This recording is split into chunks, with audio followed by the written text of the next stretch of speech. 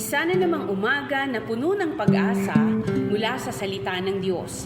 Halina at makibahagi sa ating umagang pagbubulay, pagpapalakas at pagpapatatag sa ating pananampalataya sa Panginoong Hesus. Mula sa Section 6 ng Southern Tagalog District Council of the Assemblies of God, tayong lahat ay magkaisa sa pagpapalagong espiritual.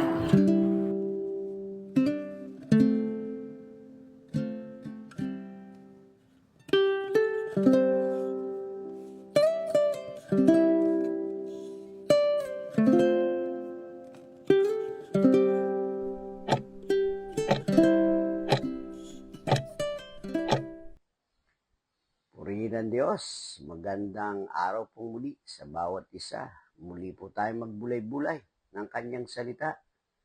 Ang atin pong talatang pagbubulayan ngayon ay mula sa Lucas chapter 4, verse 18, na sinasabi po ay ganito: Ang Espiritu ng Panginoon ay sumasa akin, sapagkat hinirang niya ako upang ipangaral sa mga mahihirap ang magandang balita. Isinugo niya ako upang ipahayag sa mga bihag na sila'y lalaya at sa bulag na sila'y makakakita. Isinugo ako upang palayain ang mga inaapi. Pinagpala tayo ng salita ng ating Panginoon. Ang tema po na ating pag-uusapan ngayon ay hinirang para maghatid ng kalayaan at pag-asa. Muli, magandang umaga sa ating mga kapatid at sa mga nanonood ngayon sa ating morning devotion. Ang talatang ito ay galing mismo sa bibig ni Jesus habang siya ay nasa sinagoga sa Nazaret. Binasa niya ang propesiya mula sa aklat ni Isaiah at pagkatapos ay sinabi niya, sa araw na ito, natupad na ang kasulatang ito. Ito ay pahayag ng kanyang misyon at ngayon, paanyaya rin sa atin bilang kanyang mga tagasunod. Sabi doon, ang Espiritu ng Panginoon ay nagbibigay ng kapangyarihan. Sabi doon, hindi natin kayang gampanan ang gawain ng Diyos sa sarili nating lakas. Ngunit, nang sabihin ni Jesus, ang Espiritu ng Panginoon ay sumasakin.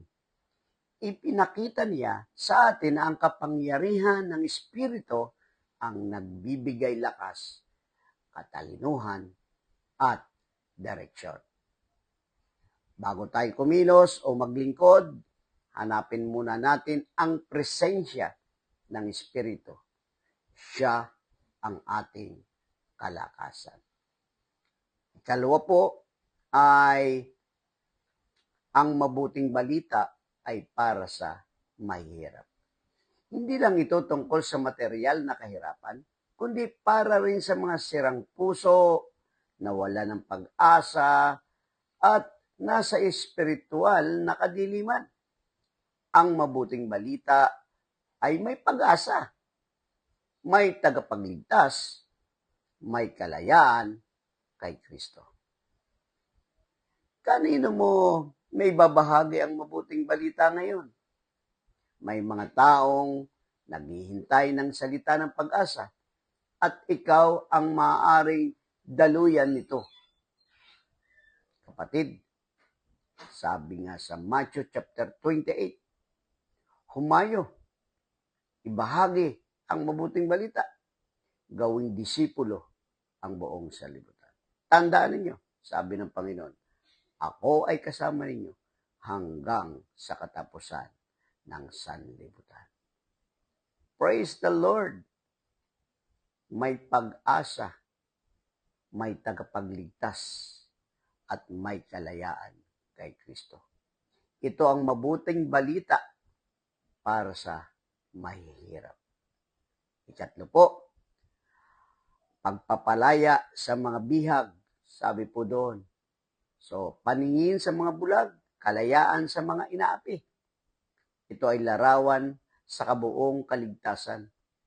Kalayaan mula sa kasalanan, kaalaman sa katotohanan, pagkalinga para sa mga sinasaktan. Jesus came not just to preach, but to heal and restore. At bilang kanyang katawan, ngayon na tayo ay katuwang niya sa gawain ito. Kapatid, sabi ng Panginoon, naparito siya. Sabi pong ganoon. Ang Espiritu ng Panginoon ay sumasa akin sapagkat hinirin niya ako upang ipangaral sa mga mahirap ang magagandang balita. Ang magandang balita. Isinugo niya ako upang ipahayag sa mga bihag na sila'y lalaya at sa mga bulag na sila'y makakakita. Sinugo niya ako upang palayain ang mga inaapi. Kapatid, may pag-asa kay Kristo. May isang lalaki na nasa bilangguan, wala siyang pag-asa. Galit siya sa mundo at naniniwala siyang wala ng pag-asa ang kanyang buhay. Isang araw, may dumalaw na volunteer na nag-Bible study. Ibinahagi niya ang Lucas chapter 4 verse 18. Habang binabasa ang mga salita, ipinahayag sa mga bihag na sila'y lalaya, biglang naiyak ang preso. Sabi niya, ngayon ko lang naramdaman na malaya ako. Kahit nasa kulungan pa ako, dahil pinalaya ako ng Diyos sa galit, sa takot, at kasalanan.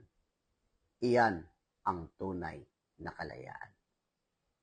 Kapatid, hindi laging pisikal ang pagkakabilanggo, pero kay Jesus, may tunay na kalayaan kahit saan ka man naroroon.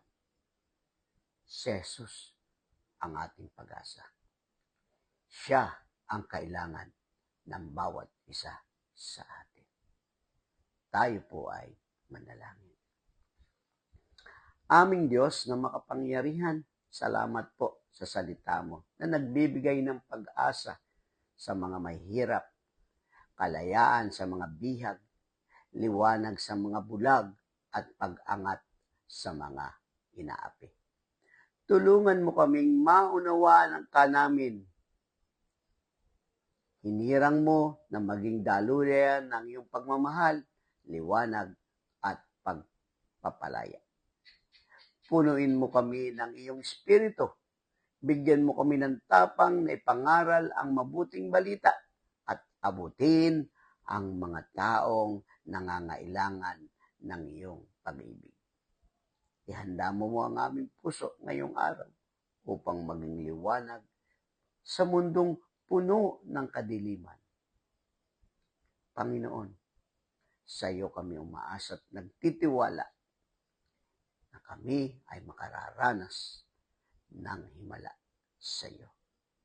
Ito po ang aming dalangin sa pangalan ng aming Panginoong Jesucristo. Amen.